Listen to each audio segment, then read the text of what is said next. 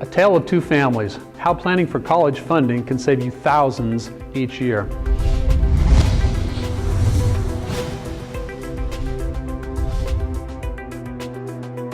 My free ebook, How to Beat the High Cost of College, is filled with the information I've learned while studying and coaching families on the college planning process. I often make the claim that just by following the tips in the book or working with an experienced college planning specialist, parents can save thousands, even tens of thousands of dollars each year on their child's college tuition.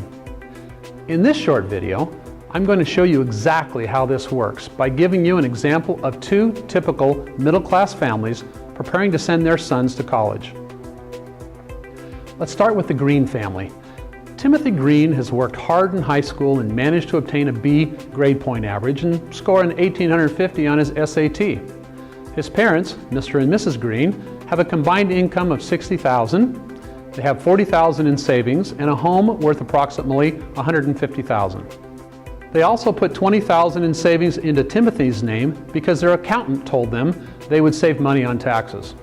The Greens mean well, but they make several important mistakes when it comes to applying for college financial aid. First, they start late, waiting until January to fill out their financial aid forms. Secondly, they fill out the forms themselves, guessing when they're not sure how to answer the specific question. And then lastly, they don't seek the advice of a college planning specialist. They just send out the forms and see what happens. As you can probably guess, the results aren't good. When the financial aid report, called a SAR, comes in the mail, it tells the Greens that they filled out their financial aid forms incorrectly and now they must resubmit them. It also tells them that their expected family contribution for the first year of Timothy's college is $18,000. Well, obviously the Greens are not happy and they wonder how they're possibly going to manage an $18,000 a year on their modest income and savings. The worst is yet to come, however. Timothy receives his acceptance letter from Ithaca College, which includes his financial aid package. The school expects Timothy's family to pay $22,000 for his first year, and almost all of the money they offer to make up the rest of the tuition is in the forms of loans that they'll need to pay back. Mr. and Mrs. Green wonder how are they going to afford to send Timothy to school. Now let's take a look at the Smith family and their son Peter. Like Timothy, Peter is a B student and got the same score of 1850 on his SAT. The Smith family also makes a combined income of $60,000, has about $40,000 in savings, and a house worth $150,000. However, there are differences between the two families. The Smiths started to plan for college at the beginning of Peter's junior year in high school. They also hired a college planning specialist who advised them on many different things they could legally and ethically do to position their assets to qualify for the most financial aid possible. The specialist was also able to use his vast database to help Peter pick out colleges that were the most likely to offer strong financial aid packages. With the specialist's help, the Smith family filled out their financial aid forms correctly and sent them in with plenty of time to spare.